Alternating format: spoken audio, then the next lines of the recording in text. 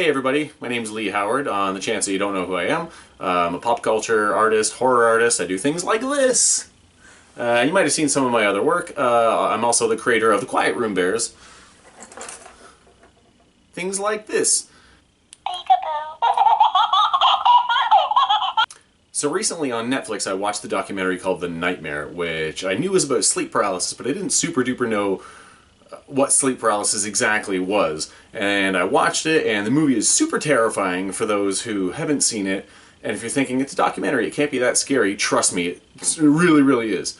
But watching it and hearing everybody's stories made me realize there's a couple encounters I've had that before I just thought were just weird, scary things, and I recognized it as, oh, that's sleep paralysis. Oh, what do you know?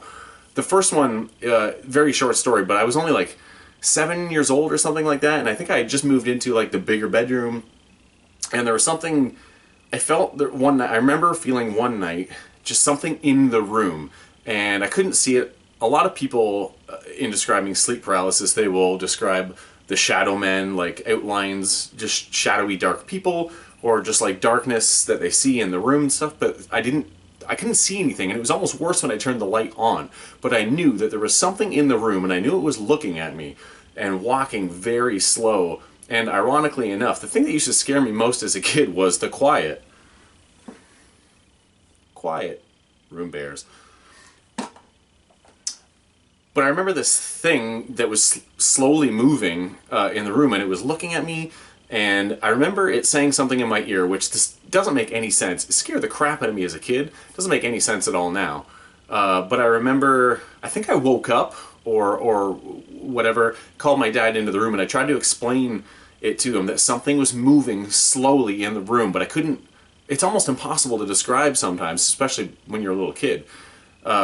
And then he left the room, I tried to go back to sleep, and it happened again. And I remember this voice that was like right beside my ear that doesn't make any sense what it said, but all I remember is that something clearly in my ear went, "See?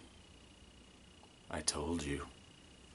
I don't know what that means, but it was super scary back then. The story that's kind of more recent that I remember a little bit more clearly, which was crazy, happened maybe 7, 8 years ago. I was living with somebody else at the time, and there was a night I went to bed, and at one point I opened my eyes, and normally if you're having a dream about your house or your apartment or whatever, you know how, I guess, usually it'll look very different. It's like, that's my house, but it doesn't look anything like your house. But I opened my eyes, and I was just in my room, and there was this, and I couldn't move, of course, because I think that's the huge paralysis. But I couldn't move, and in the corner of the room, there was just like a darkness. It wasn't like a cloud, it wasn't like flowing, it was just dark in the corner. I don't know. And I was on if this is the bed, I was on this side of the bed. The person I was living with, she was on this side of the bed, and on her side of the bed was a little girl. I can't quite remember what she was wearing or anything, and it was all very dark in the room. But her eyes were black, I know that, and that darkness in the corner was speaking through the little girl, and its eyes were locked on me the entire time. So, again, very quietly and very slowly, it was walking down her side of the bed, but staring at me the entire time. And this darkness was speaking through the little girl, and what I remember is that it called itself the Alligator Man. I've never even, up until then, I'd never heard the term Alligator Man or anything before, so it's not like I saw a movie starring the Alligator Man and it's like, that's why I dreamt that, or whatever. I just never heard of it.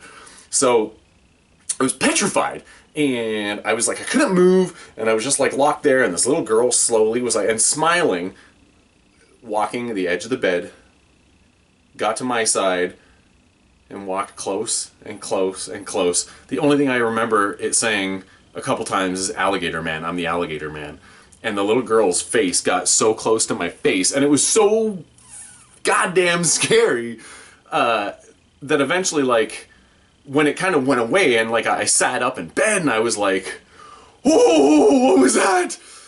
Because it didn't just seem like a dream; it seemed like something was like, I don't know, like there's an electricity in the room, like there's something still in the room. So I tried to, like, I lay back down, I tried to calm myself down, close my eyes open again, And again, that darkness is in the room. No little girl this time, and my closet door slowly open. Something I could feel grabbed my foot and pulled me off the bed like Paranormal Activity and started pulling me toward it. And there was, again, like there's something there that I couldn't see but I knew was there. And it was so, I felt like I felt it. And again, I like open my eyes and I'm on the bed and I can move and breathe. I don't know if I slept the whole rest of the night or anything. The next day at work on my break, I go onto the computers that they had, and out of curiosity, I Googled Alligator Man. And there was like some dumb stuff like, check out this ancient Egyptian half man, half alligator man. Look at its remains. But it was fake. It was like a Ripley's horse crap thing. So, but what I did find was a story that happened in the States, America, in the southern states in, I don't know, 20s, earlier than that, but it was before the term serial killer was coined, and the media called this guy the Alligator Man, and he killed a bunch of people, apparently. I don't remember his actual name. Look it up. But he chopped up his victims and threw their pieces into the swamp so the alligators would eat them. No evidence. They caught him, I guess. Obviously. I read about it on the Google. So those are my two experiences with sleep paralysis. I've had several small ones happen since then, which, like, maybe I'm confusing them with nightmares or whatever, but anytime I have a really bad one, there's always something in the room that I can't quite see. Sometimes it's very violent with me, it picks me up, slams me around. Sometimes it watches me, but it's always quiet. And that's probably the scariest part. Is just, I don't know.